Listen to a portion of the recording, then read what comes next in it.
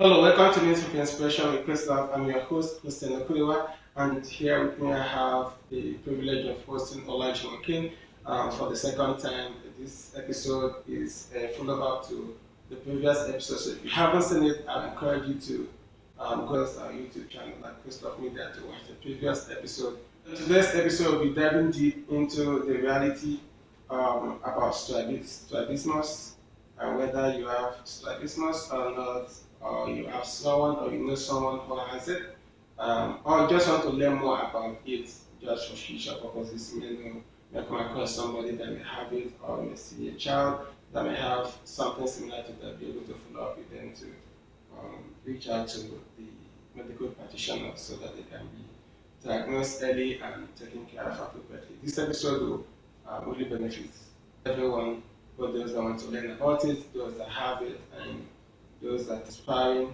to be parents, especially because this is something that starts from childhood and you may be able to detect early in your child and follow up. So thank you very much, Olajumoke, for joining us once again. It's a privilege to host you for the second time. So thank you so much for taking time to be with us. Thank you so much. So how are you doing today? I'm doing so well. Thank you. Thank you for hosting me again. I'm so glad to be here. Yeah, that's right. So diving deeper into today, just want to know what exactly is strabismus for those that may be joining us for the very first time. What exactly is strabismus and how does it affect vision and overall eyes health? Yeah, thank you for the question. Strabismus is an eye defect, and basically is the misalignment of the eyes. So, and we have different types of strabismus. We have exotropia, we have esotropia, we have hypertropia, and we have hypotropia. Strabismus can affect both eyes, and we have strabismus that's just on one eye. I'm just going to describe what esotropia is. Esotropia is the outward misalignment of the eye. So basically, the eye moves towards the side, outward, and we have esotropia. So that is the inward movement, inward misalignment of the eye. So basically, the black eyeball will move towards the other part of the other side of the eye, as if it's moving towards the nostril part. Okay. Yeah, and we have hypertropia. So that's the upward misalignment of the eye. So the eyeball will move up to go up to the eye. So and we have hypotropia. That's the downward. So the eyeball will move down to the lower part of the eye. So that is what strabismus is generally. It's one eye defect that we really need to tackle on time because if it's not well treated, it will affect the eye on the long run. So strabismus can cause double vision. So what do I mean by double vision? Our brain works in a very dynamic way. When someone tends to look at a thing, the eyes, the left and the right, they will focus on two different things. And usually, our eyes are supposed to focus on an object. If I'm looking at you, I should look at you. I should not look at another side. So, but this side effect makes the person look at two different things. So, and this will send a signal to the brain. And when the brain gets this kind of signal, it tends to suppress the other one. And what do I mean by that? You will focus more on the one that has a strong image. So you focus on that and suppress the other one. So over time, if it is not treated, it can the brain will start focusing more on the other part of the eyes and neglect the other one, and this can cause this can cause vision problem, and it can lead to vision impairment over time if it is not well treated. And that's why we're raising awareness so that people will know what it is and be diagnosed.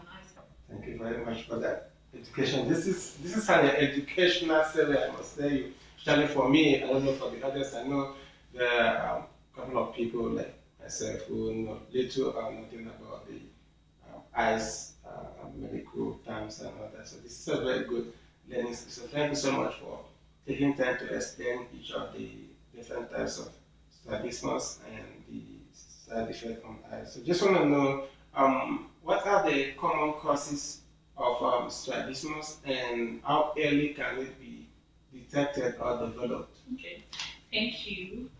I might not be able to talk too much on it because I am not a medical practitioner, right? But strabismus happen at any time in human life, and we have different things that can lead to it. So, but majorly, it affects children a lot. Once you know if a child has, we can really not, you can't really determine until the child is 6 months.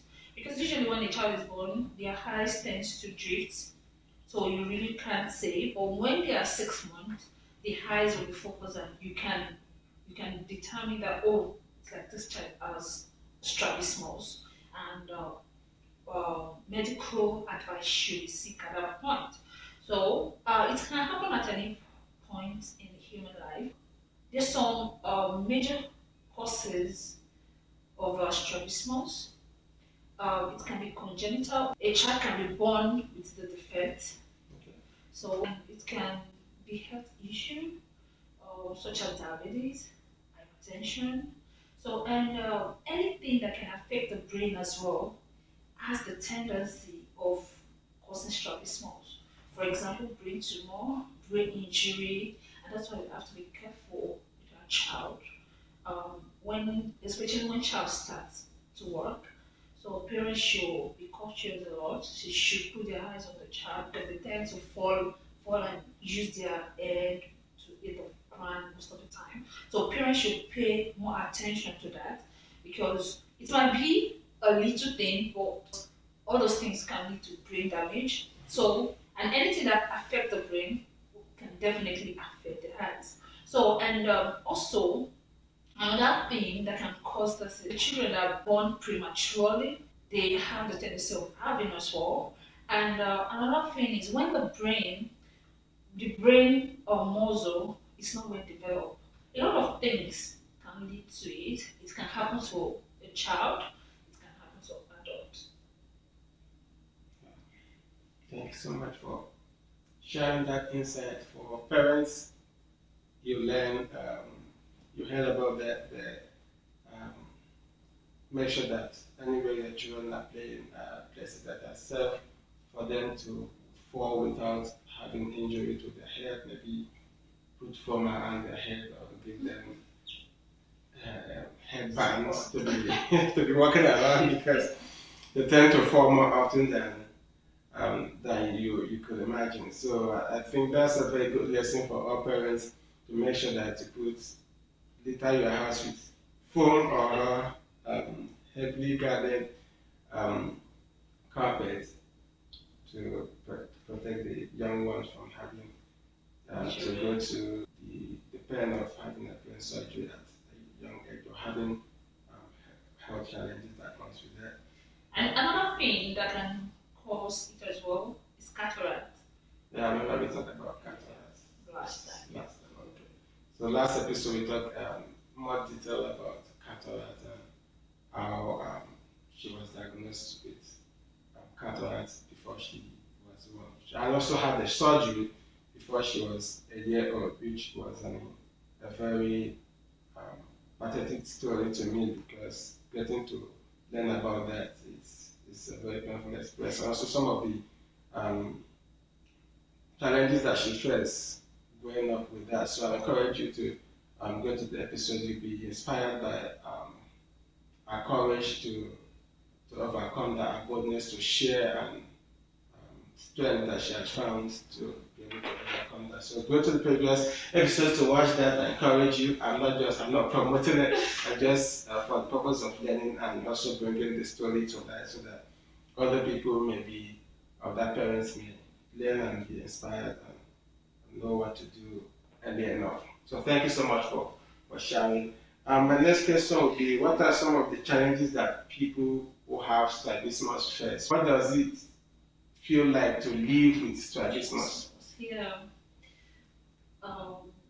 there's physical part of it and there's social part of it. Okay. Um, I'll talk based on my own experience.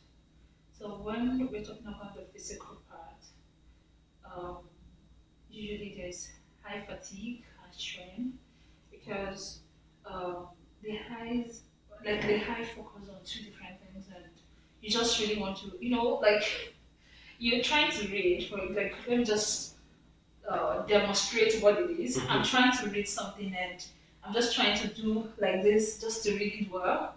You get it? Because the other eye is focused on something else. But I'm trying to read, I was just trying to do this. So it leads to high strain and headaches. So another thing is bullying. There's a lot of bullying. People body shame.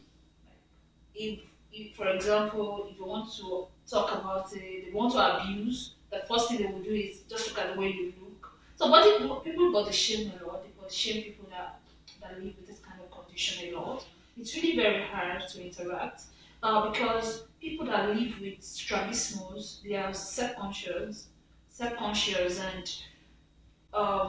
that when you're too conscious of the way you look, it affects self-esteem. And before you know it, you start thinking about their work. They are not supposed to be in this kind of gathering. I look at the whole room, I'm the only one that has this kind of eye defect. Am I really supposed to be here? So next time I'm not going to show up because I feel like there's no one that looks like me here. People might not understand my situation. It's just a lot of things, and it really affects people mental health as well. I want to present. I'm afraid they're going to say my focus was not on my audience. Like it's just a lot. I don't know if they want to offer me a job. I don't know if just a lot of just a lot of questions in the head, and which can lead to trauma and can affect my mental health. Thank you so much for sharing. There's just so much to learn from that experience. Looking at the different side, I can imagine some of it could be unintentional because I know especially this part of the world when you're talking to somebody they want the eye contact, and when somebody is talking to you and the person's eyes is drifting to the person, may think that maybe this person is not doesn't seem to be serious about what the person is talking about. But from what I learned from you, it could be that that's just the side effect, which is a very um, concerning thing to do. I think for me personally, one thing I learned from that is to be more conscious of the environment. That it's not everybody that can look at objects straight up the way I am able to look. So that's one key lesson I learned from that. And with that, interactions will be much different, will be better enlightened, which is, thank you so much for, which is why I'm really grateful for you sharing about the different side effects and the actual appearance of those, because some of it could be intentional, some of it could be unintentional. When just talking to people, it's like, hey, how are you doing? And then the person you're talking to, how are you doing? Say, I'm fine, but it's like talking to another person, which in a whole case, for example, for your own case now, you may be talking to the person, all your attention is on the person because the eyes has a natural tendency to drift toward different direction. That could be a thing. So it's a really painful experience to live with strabismus. So thank you so much for the courage to share this with us, and I'm glad you're back. And you'll be able to overcome that. And thank you again for sharing. That it's just so much for me to take in, looking at the different experiences, and that's just me hearing from you talking, not to talk about you that live with that every day of your life, and also people that have the challenge and live with that every day, how much that impacts their mental health, and how that impacts their career growth Yeah. and aspirations. And so I will just use this opportunity to encourage everyone that when you're dealing with somebody, when you're talking to somebody or relating with somebody, be more self-aware that it's not everybody that is able to function just the way Yeah. that you're able to function. And so with that, pay more attention to, okay, what is the person saying and what is the person doing, and then you yourself, for me myself, I'll be more self-aware now when I'm talking to somebody and they're not looking at me directly. I'm not be angry that, oh, this person, I'm talking to you, you're not talking to me, you're looking at the video or you're looking at someone else. But in your own state, it could be that you're focused on that. So thank you so much for sharing. And the next question I want to ask you is, you coming to share this is a lot of inspiration and so, but I just want to ask, what keeps you going? How were you able to overcome some of these challenges that are happening every day? I know it's something that you get to live with it. In most parts, how are you able to overcome it? You're able to finish your degree, travel abroad, now you're married and all that. What keeps you going despite the challenges? Yeah, that's a very good question. Thank you. I will share a story, just a short story, Mhm. because I love story a lot. Just a short story. I remember when I was speaking with one of my uncles, um, he said he was inspired by my moving to Canada, and after he heard that I moved to Canada, they started their process, like they are processing as well. So he's here as well. So when we were talking, he was like, "Oh, um, what motivated me to do that?" I said, "The only thing that motivated me was my eyes. That the only thing I can give to myself is to have a better life." But okay, I realized that I have this kind of defect, and I can't just be in that position forever. I can't continue to wallow in self pity. At least I have eye defect. I should make better life out of it. So, and this will help me. At least, okay, I'm having conversation. I have something to offer. At least, if people want to listen, I should be able to give meaningful insight. And that's one thing that has actually drive me just to become somebody. You know, when I give you a lemon, you just have to make lemonade out of it. So that's one part. And another thing is my faith really helped me because I now realize that I am not divine with my condition. I'm not divine with the way I look. I'm not divine with the disability. Like God created me for a purpose. So I know that now. So and this is why I want to use the same thing, the same thing I know to teach other people. It actually took me a long time to come out, to share, to even be who I am. Not even to share, like to be who I am. It took a long time, and this thing has actually took a lot of things from me because I supposed to have developed more than this, but because I don't want to try, because I don't want to be in the face of people because of my eyes. So I don't want people to judge me online. So I just don't want to try. But right now, I realize that the more I stay, the more people in the same condition will continue to wallow in self pity and they will not want to be who they are. But right now, I'm trying to create an awareness that people are not divine for who they are. People should see beyond individual vision. We have different things that God has created in us. So in every disability, there's ability. So I want people to see that. And I want other people that have the same condition as I am, not only strabismus, whatsoever the defect is it high, is it whatsoever it is.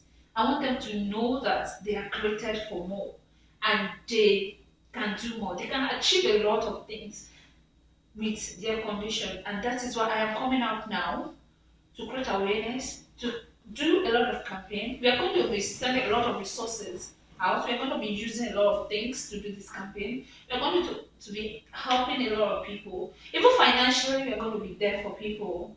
Like, we are going to work with them to really show how their journey. We are going to motivate them. We are going to inspire them. We are going to hold them by their hand. Like, you can be more with this challenge. You are not. People are not to be limited because of the way they look at all. People are not to be limited because of their challenges. So, and that is why we are coming as a body, as a non-profit organization, to create awareness and let people know that I have been there. Yes, I don't want them to be in that place I was. So that's why I want to, like, looking at people that are vocal about their condition will inspire them, like, oh, if this person can face crowd to talk about this, definitely I can do the same. And that's what we're trying to do. Okay, thank you for talking about that. And you keep mentioning we are. So the others will be wondering, who are we? Who is the we? Who are the we that you're talking about? Oh, yeah. Out an organization that God inspired my heart to start. So it is Talk with Gracie. Okay. So this is an organization born from my personal experience, my personal journey. Okay. And I want to use this platform to create awareness for people living in any kind of situation. And we are on social media. Okay. We are on LinkedIn, Talk with Gracie, Instagram, Talk with Gracie, Facebook, Talk with Gracie. So we are available to speak to anyone that have eye defect. We are available to help them seek for medical. And also, we believe in our faith. So we believe so much in God. God is a healer. We believe in that. So this organization is set to take people out whatsoever. Okay. Thank you so much for sharing. And for viewers, the organization she's talking about is Talk with Gracie. You can check that on your LinkedIn at Talk with Gracie, Instagram at Talk with Gracie, on your favorite social media platform, Instagram, Facebook. To learn more about what they do, the inspiring things that they're doing, you can support them. There'll be donation. Also, you can also add your voice to the campaign. You don't have to be somebody with strabismus to be able to support. It could be to raise awareness about strabismus. If you listen earlier, look at the impact on how the impact it can have on people's self-esteem, values of themselves, their mental health, their stability, their career aspiration.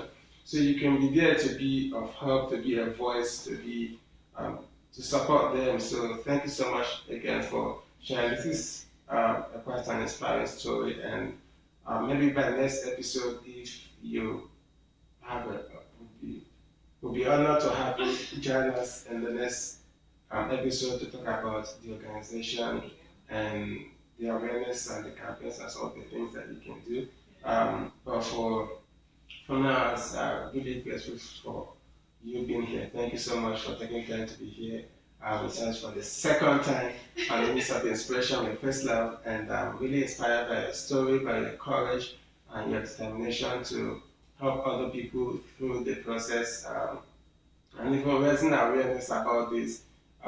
This is actually really good, not just for you, not just for people with strabismus, but also for every other person that may have social interaction with them, because talking about the impact of eye contact is very important skill that people talk about in every interview. Literally said, when you're talking to your interviewer, you need to have eye contact. But someone with strabismus, that is not a possibility to do. But being self-aware that, oh, this could be a thing, makes it possible for those people to be able to have that job opportunities granted to them and not being denied because of their condition.